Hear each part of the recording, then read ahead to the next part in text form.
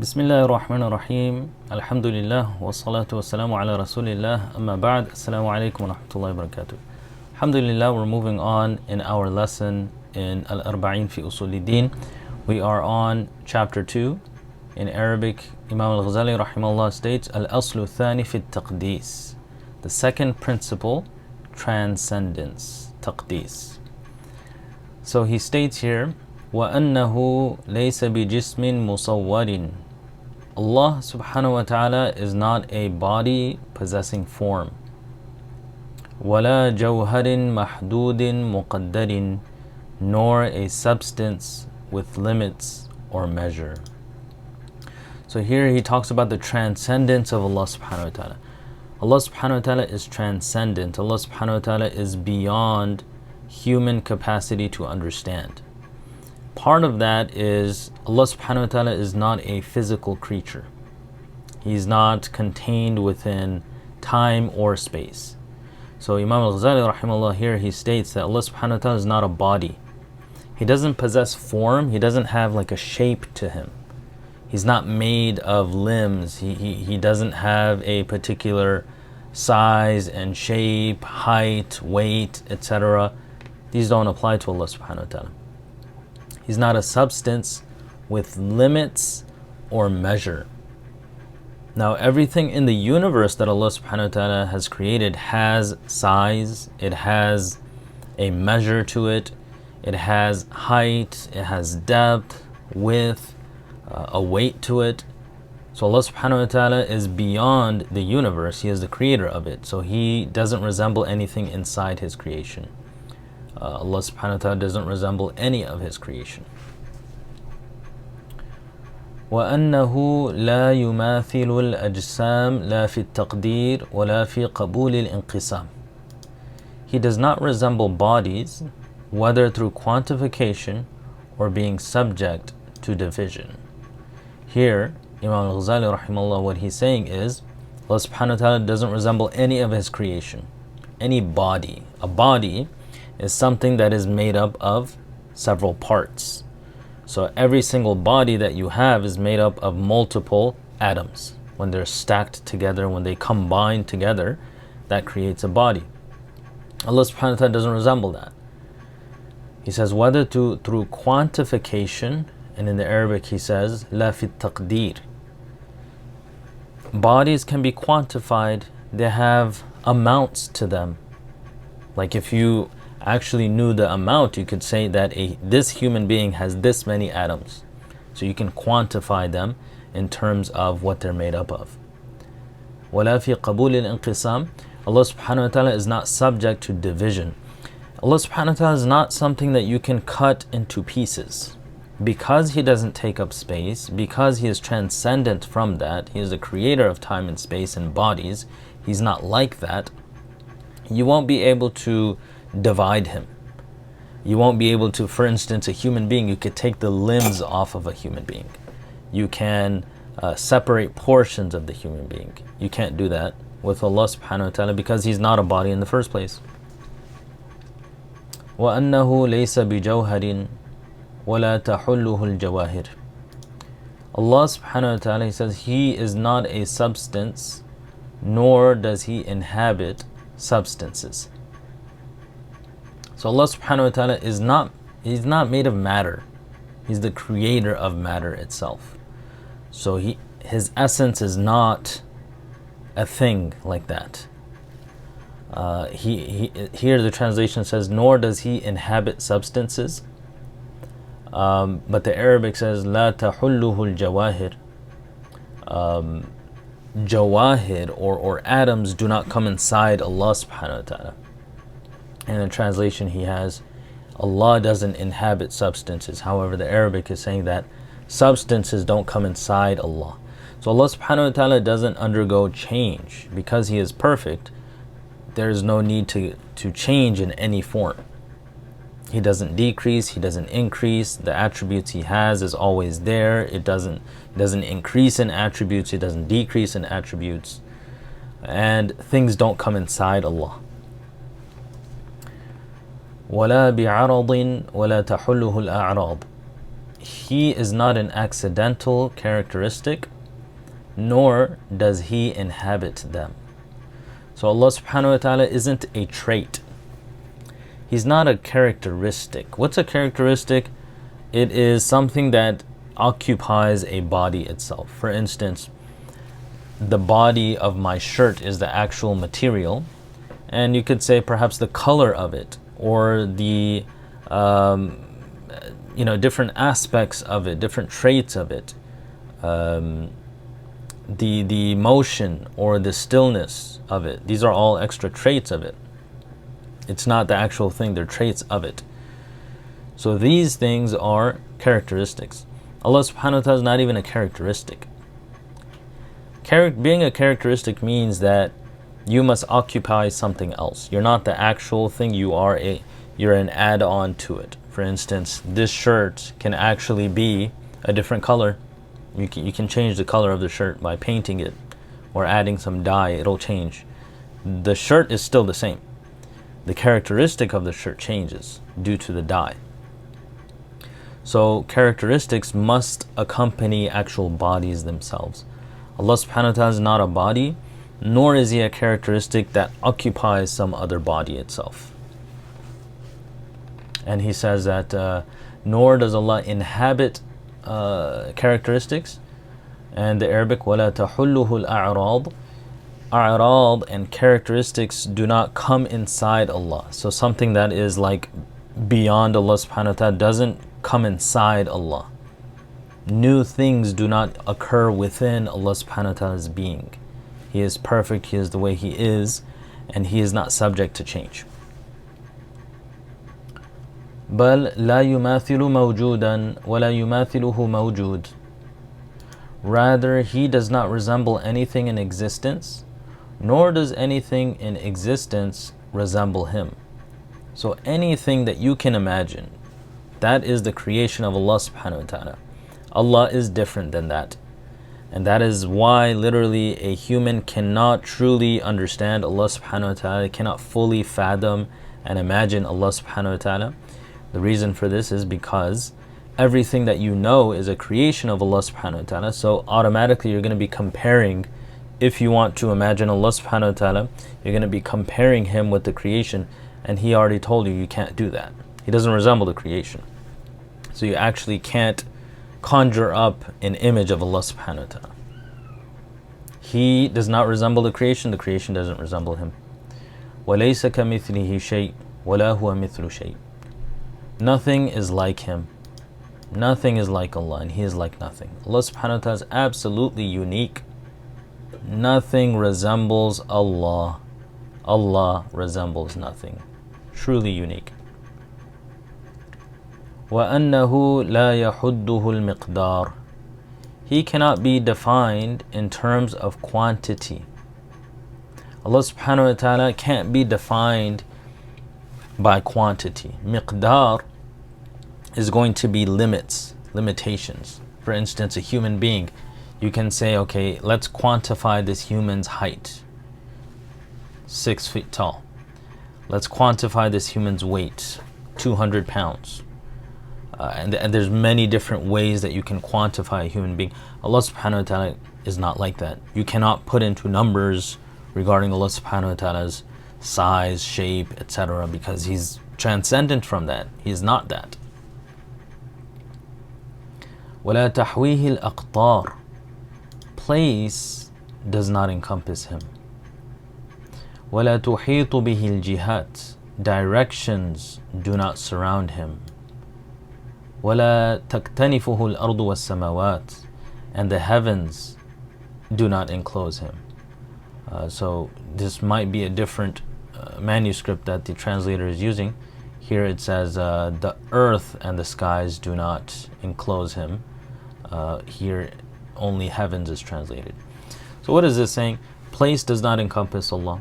Directions do not surround Allah subhanahu wa ta'ala. The heavens do not enclose Allah.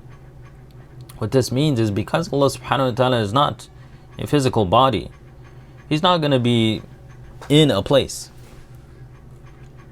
Think about it. If Allah subhanahu wa ta'ala is the creator of time and place, How could he have existed before time and space then? If he requires a place, if he is a physical body that needs to be in a space, and he's the one that started time and space, then where was he before that? It doesn't make sense. He is transcendent. He is beyond all of that. So Allah subhanahu wa ta'ala is not in a place. Allah subhanahu wa ta'ala cannot be defined in a direction. You can't be like Allah subhanahu wa ta'ala is forward, backward, up, down. Those are descriptions for things that are physical. Allah subhanahu wa ta'ala is beyond the physical plane. The heavens don't enclose him. He's the creator of the heavens. He's not inside heaven. Allah subhanahu wa ta'ala is beyond that. وَأَنَّهُ مُسْتَوٍ عَلَى الْعَرْشِ عَلَى الْوَجْهِ الَّذِي قَالَهُ وَبِالْمَعْنَى الَّذِي أَرَادَهُ. Now he's talking about the establishment on the throne. These are verses in the Quran. ثُمَّ اسْتَوَى عَلَى الْعَرْشِ. His establishment on the throne is in the manner that he said and with the meaning that he intended. So what does it mean that Allah subhanahu wa ta'ala, then he was established on the throne? This is a verse in the Quran, in many different places in the Quran, also in Surah Taha, Ar-Rahmanu ala al-arshi istawa. So what does istiwa ala al-arsh mean? If Allah subhanahu wa ta'ala is not a physical body, then he's not sitting on the throne. The throne is a physical creation. Every creation of Allah subhanahu wa ta'ala, it's not a problem if it's a physical thing. So the throne is a physical creation and it encompasses the entire universe. Allah subhanahu wa ta'ala is not sitting on it the way a human sits on a chair. Istiwa ala al-arsh, Allah's establishment on the throne. What is that? What does it mean? It means what Allah meant. It means what Allah meant, literally. In the Quran, whatever Allah meant when He said it, that's what it means. We know what Allah subhanahu wa ta'ala, what is impossible to ascribe to Allah. Because He's not a body, because He's not finite, because He's not a shape, because He cannot be described with these, He's not going to be sitting on the throne like a person or something in outer space. He is transcendent. He is above the throne. In what sense? Imam al-Ghazali is going to mention. So whenever Allah subhanahu wa ta'ala says ثُمَّ اسْتَوَى عَلَى الْعَرْشِ, then He was established on the throne. His establishment on the throne is in the manner that He said. The way Allah subhanahu wa ta'ala, the same phrase that Allah subhanahu wa ta'ala used in the Quran for Himself in that regard, that is what applies to Him. That's what we believe. And with the meaning that He intended. What is the murad of Allah? What does Allah intend by this statement? Whatever that is my iman. As Muslims, we believe that. And now he says, an establishment beyond touch, settlement, placement, embodiment, and movement. Allah subhanahu wa ta'ala is established on the throne. Yes, He says so in the Quran. We believe in that. Does that mean Allah subhanahu wa ta'ala is touching the throne? Does that mean that Allah subhanahu wa ta'ala is settling on it? He's placed on it like someone sitting on it? He is embodied by something? That He's moving, getting up on the throne, sitting and moving around on the throne? Allah subhanahu wa ta'ala is purified from that. Allah subhanahu wa ta'ala doesn't resemble His creation. These are attributes of the creation: movement, coming here, going there, touching, feeling, sitting on a chair. So the Arabic of that, he says, istiwa'an munazzahan anil mumassati wal istiqrar. The istiwa ala al-arsh of Allah subhanahu wa ta'ala, it's not touching, it's not settling. Allah is not touching the throne. Allah subhanahu wa ta'ala is not actually sitting like a person sitting on a chair. He's not sitting on the throne like that. وَالتَّمَكُّنِ وَالْحُلُولِ وَالْإِنْتِقَالِ. Allah subhanahu wa ta'ala is not like firmly embedded onto the throne. He's not hulul, He didn't come into His creation. وَالْإِنْتِقَالِ, He's not moving about. So Allah subhanahu wa ta'ala does not come into His creation. He is the creator of the creation, and He is transcendent from time and space. لا يحمله العرش بل العرش حملته محمولون بلطف قدرته ومقهورون في قبضته. Very wajiz, very concise speech from Imam al-Ghazali He says, the throne does not hold him. The throne does not hold him. Allah is not sitting on the throne. It's not julus. You're not going to find a verse of the Quran saying, ثُمَّ جَلَسَ عَلَى الْعَرْشِ, then he sat on the throne. So istiwa ala al-arsh doesn't mean sitting. The throne does not hold Allah subhanahu wa ta'ala. Rather, the throne along with its carriers are held by the subtlety of His power and overwhelmed by His grip. So don't think that Allah subhanahu wa ta'ala is sitting on the throne. The throne is held by Allah. Through the power of Allah, through the might of Allah, through the attributes of Allah subhanahu wa ta'ala, and it is in the full control of Allah subhanahu wa ta'ala. Allah subhanahu wa ta'ala controls the throne and everything beneath the throne. The entire universe is beneath the throne. The throne is the outer limits of the entire universe. وَسِعَ كُرْسِيُّهُ السَّمَاوَاتِ وَالْأَرْضِ.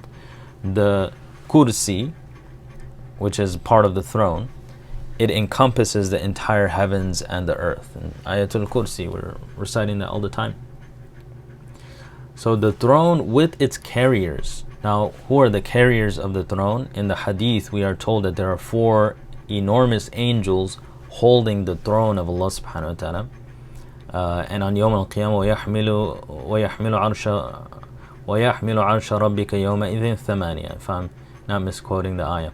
On the day of Yawm al-Qiyamah, there will be 8 angels, enormous angels, holding the throne of Allah subhanahu wa ta'ala.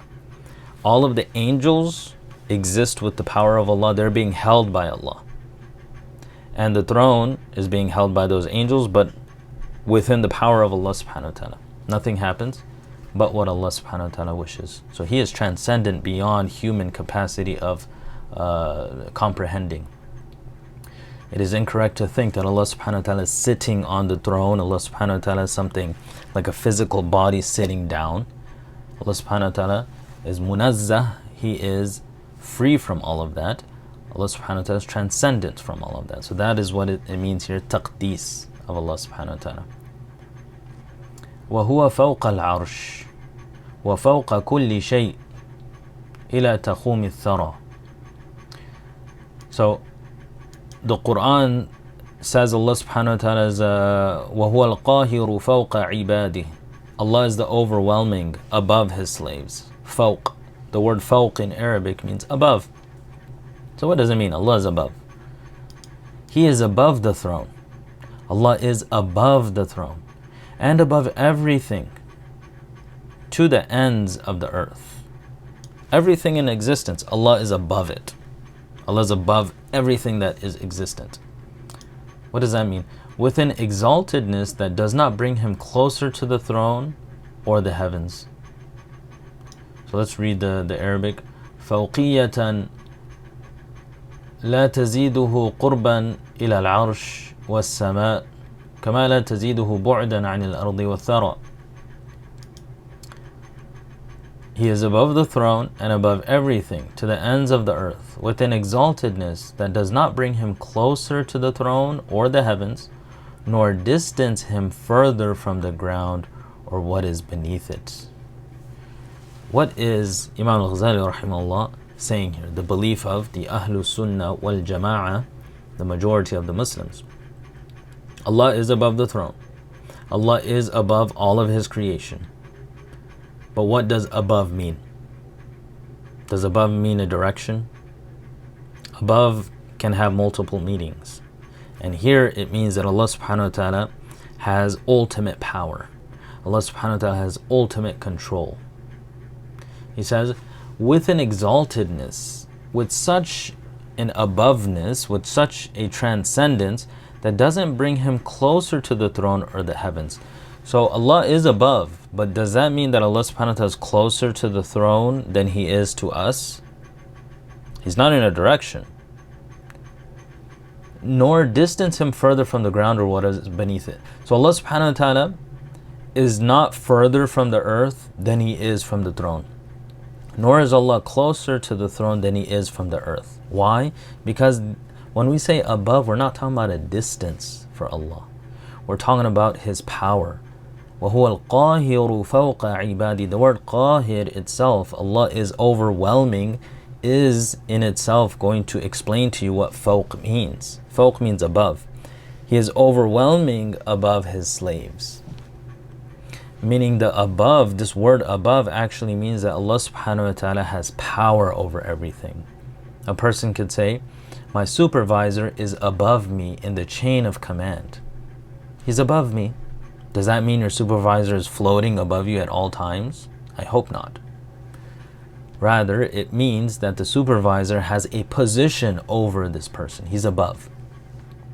This is what it means, that Allah subhanahu wa ta'ala is above the heavens and the earth. Not that Allah subhanahu wa ta'ala is sitting on a chair in the sky. He says here, rather, He is far beyond the throne, just as He is far beyond the ground.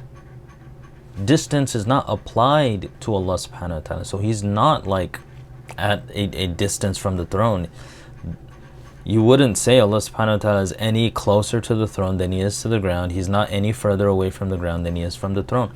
Distance doesn't apply to Him. You can't say Allah is at a distance, that He is far or near. He's far and near in the sense of the ma'na, in the sense that His attributes, His knowledge, His love for His creation for some is more. So He is closer to some slaves. For others, He is further away, meaning he is not blessing them as much. For the Muslims, Allah is closer to the Muslims than He is to the kuffar. Now, does this mean that Allah subhanahu wa ta'ala is physically closer to the Muslims than He is with the kuffar? Not at all. It means that Allah subhanahu wa ta'ala loves the believers. Allah subhanahu wa ta'ala takes care of them. Allah subhanahu wa ta'ala is rewarding them. Allah subhanahu wa ta'ala has something good in store of them, and He does not have that for the kuffar. So that's why we say, this person is close to Allah. Then Imam al-Ghazali says, وَهُوَ مَعَ ذَلِكَ قَرِيبٌ مِّن كُلِّ مَوْجُودٍ. However, He is close to everything in existence. وَهُوَ أَقْرَبُ إِلَى الْعَبِيدِ مِنْ حَبَلِ الْوَرِيدِ. He is closer to His slaves than the jugular veins. So Allah subhanahu wa ta'ala is close to everything in existence. He is closer to every slave than even their jugular vein, the vein on their neck. Allah is closer to us than that. وَهُوَ أَقْرَبُ إِلَيْهِ مِنْ حَبَلِ الْوَرِيدِ. Again, does this mean that Allah subhanahu wa ta'ala is closer, physically closer to me here? The word physical has not been mentioned anywhere in the Quran, that Allah is physically closer. Allah subhanahu wa ta'ala is closer in terms of His love, in terms of His mercy, in terms of His knowledge, in terms of His awareness. So He is close to everything. وَهُوَ عَلَى كُلِّ شَيْءٍ شَهِيدٌ. He witnesses everything. Nothing is beyond Allah subhanahu wa ta'ala. Nothing escapes the knowledge of Allah subhanahu wa ta'ala. إِذْ لَا يُمَاثِلُ قُرْبُهُ قُرْبَ الْأَجْسَامِ. His proximity is not like a physical proximity. Allah subhanahu wa ta'ala, when you say He's near or someone is near to Allah, we're not talking about physical, we're talking about in spirituality. A person is spiritually close to Allah subhanahu wa ta'ala. كَمَا لَا تُمَاثِلُ ذَاتُهُ ذَاتَ الْأَجْسَامِ. Just as His entity is not like physical entities. Allah is not a physical being. He's not physical. He's not a man in space, or He is not a creature in space, or He is not a physical thing in space. He is the creator of time and space. So inshallah, we're going to pause here, and in next lesson we're going to start with this next line here. وَأَنَّهُ لَا يَحُلُّ فِي شَيْءٍ. He does not inhabit anything. And that is why, see here it says He does not inhabit anything. So I believe the translation above was a mistake. Here in two places. Nor does He inhabit substances, nor does He inhabit accidents. This should be the other way around.